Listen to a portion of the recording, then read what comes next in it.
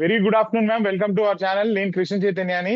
ఇవాళ మనం డిస్కస్ చేసే టాపిక్ ఏంటంటే, ఏదైతే సిబిఐ విచారణ కోరుతున్నారో జగన్మోహన్ రెడ్డి గారు, టీడీపీ ఎందుకు దానికి దూరం వెళ్ళిపోతుంది, లేదా సమాధానం ఎందుకు చెప్పట్లేదు మేడం? యాక్చువల్లీ వాళ్ళు డిఎస్సిలో సిబిఐ ఎంక్వైరీ జగన్ అన్న అడుగుతున్నారు. దాంట్లో అవకతవకలు జరిగాయి అని చెప్పి వీళ్ళు స్పష్టంగా చెప్తున్నారు. ఆధారాలతో సహా బయటకు వచ్చాయి, ఆడియో రికార్డింగ్స్ కూడా బయటకు వచ్చాయి, మనందరం చూసాము. మీరెందుకు దీని మీద సిబిఐ ఎంక్వైరీకి వెనక్కి వెళ్తున్నారు అంటే, అక్కడ అవినీతి జరిగింది అని స్పష్టంగా వాళ్ళకి అర్థమవుతుంది. వాళ్ళ పార్టీ నేతలు కూడా దీంట్లో ఇన్వాల్వ్ అయి ఉన్నారు కాబట్టి వీళ్ళు వెనక్కి తగ్గుతున్నారు.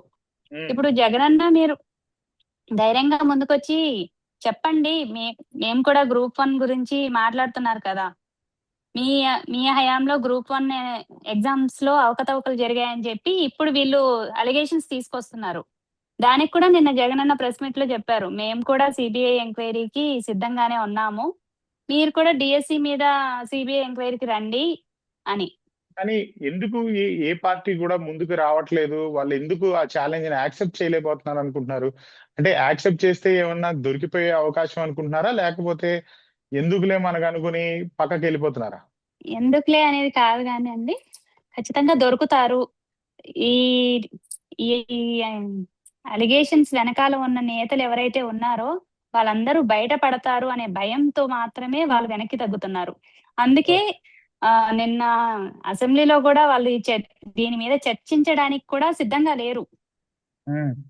ఎక్కడ బయటపడతారో, ఎక్కడ బయట వస్తాయో వీళ్ళు చేసిన అనేసి. మేడం, ఇంకొక అంశంలోకి వెళ్తే, ఏదైతే రేపు panchayat elections, municipal elections, ZPTC elections కి నోటిఫికేషన్ ఇచ్చున్నారో, ఆ నోటిఫికేషన్స్ లో టీడీపీ, జనసేన, బీజేపీ కలిసి పొత్తుగా పోటీ చేసే అవకాశం ఎంతవరకు కనిపిస్తా ఉన్నాయి మీకు? వీళ్ళు కలిసి పొత్తుగా అంటే పవన్ కళ్యాణ్ గారు ఆల్రెడీ మనకి చెప్పేశారండి, 2024 వ్యూహం అనేది ఇప్పుడు మాకు పనికి రాదు, మాకు కూడా బలం ఉంది, మేము కూడా ప్రజల్లోకి వెళ్తున్నాము, మీరు సార్వత్రిక ఎన్నికల్లో మీరు చెప్పినట్టు కూటమి ప్రభుత్వం గెలుపుకి మీరు చెప్పిన విధంగానే మేము కూడా అగ్రీ చేశాము, కానీ ఇప్పుడు మాత్రం ఆ పరిస్థితి లేదు అని ఆయన చెప్పడం అయితే జరిగింది. వీళ్ళు కలిసి పోటీ చేస్తారా లేదా అనేది మనం ముందు చూడాలి. ఇంకా అంటే మీ గ్రౌండ్ లో ఉన్నారు కాబట్టి ఎంతవరకు టీడీపీను, జనసేన కార్యకర్తలు కానీ ఎంతవరకు కలిసి ఉన్నట్టు కనిపిస్తా ఉంది మేడం? మీరు గ్రౌండ్ లో ఉన్నారు కాబట్టి. లేదండి, వాళ్ళు కలిసి అంటే మనకి పై స్థాయిలో మాత్రమే కలిసినట్టు చూపిస్తున్నారు అంతే. వాళ్ళు ఎక్కడా కలిసికట్టుగా లేరు. ఎలక్షన్స్ తర్వాత వాళ్ళకు కూడా మధ్య మధ్యలో డిస్టర్బెన్సెస్ వచ్చాయి, గొడవలు జరుగుతున్నాయి. అంటే అధికారం బలం అనేది చూపిస్తున్నారు టీడీపీ వాళ్ళు జనసేన పార్టీ వాళ్ళ మీద.